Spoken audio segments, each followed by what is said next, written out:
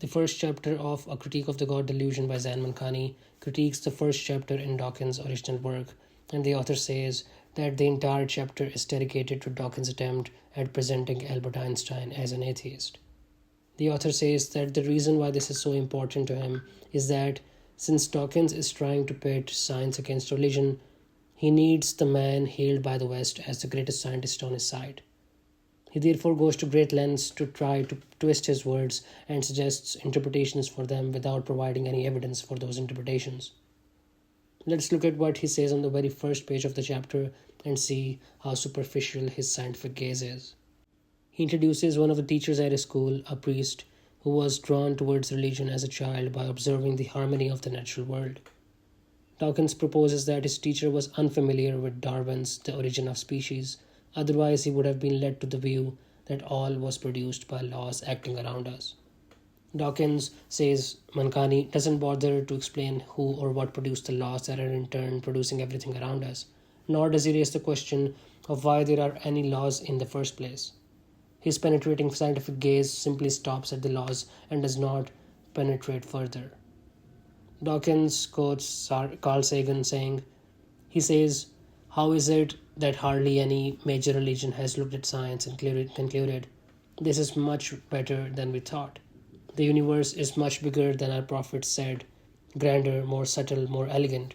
Instead they say, no, my God is a little God and I want him to stay that way."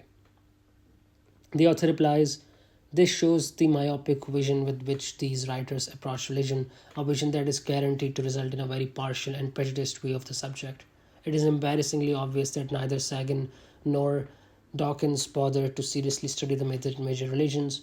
Otherwise, one would not have produced this quote and the other would not have borrowed it. They have certainly not stumbled upon Islam. Neither is the God of Islam a little god, nor is the universe, according to Islam, a small universe. One need only look at the opening verses of the 67th chapter of the Quran to appreciate this.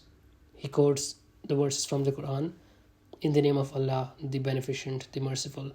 Blessed is he in whose hand is the kingdom, and he has power over all things. Who created death and life that he may try you, which of you is best in deeds? And he is the mighty, the forgiving, who created the seven heavens one above another.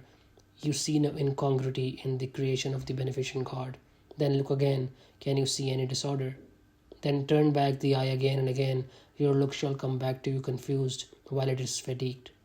And certainly we have adorned this lower heaven with lamps, and we have made these missiles for the devils, and we have prepared for them the chastisement of burning."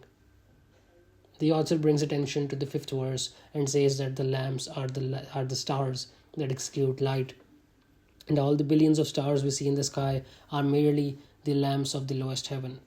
Scientists cannot even see the extents of the lower heaven, and there is no way for them to see into the six heavens beyond this one because there are no lamps to illuminate those realms. Hence, the picture of the universe that is conveyed to us through divine revelation is a much bigger picture than one that scientists could possibly conceive. Dawkins ends the chapter with a strange case study, which according to him illuminates society's exaggerated respect for religion, but which the author says actually illuminates his own hypocritical attitude.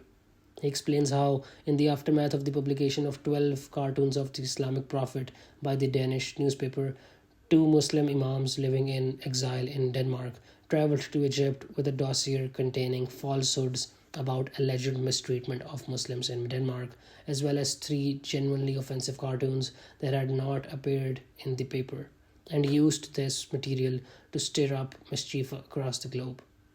Dawkins says this as a result, quote, "Historical demands were made for the Danish government to apologize. Apologize for what? They did not draw the cartoons or publish them. Danes just live in a country with a free press, something that people in many Islamic countries have a hard time understanding." But Dawkins is unwilling to accept the same plea against his argument.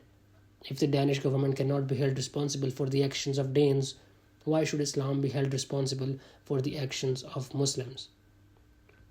The author says, people who subscribe to a religion cannot be coerced to act according to the principles of that religion.